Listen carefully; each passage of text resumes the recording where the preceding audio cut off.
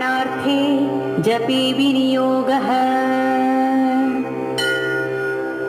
ॐ ओङ्काररूपं त्र्यहमिति च परं यत्स्वरूपं तुरीयं त्रैगुण्यातीतनीलं कलयति मनसस्तेजसिन्धूरमूर्तिं योगीन्द्रैर्ब्रह्मरन्ध्रैः सकलगुणमयं श्रीहरेन्द्रेण सङ्गं गं गं गं गं गणेशं गजमुखमभितो व्यापकं चिन्तयन्ति। वं वं वं विघ्नराजं भजति निजभुजे दक्षिणे न्यस्तशुण्डं क्रं क्रं क्रं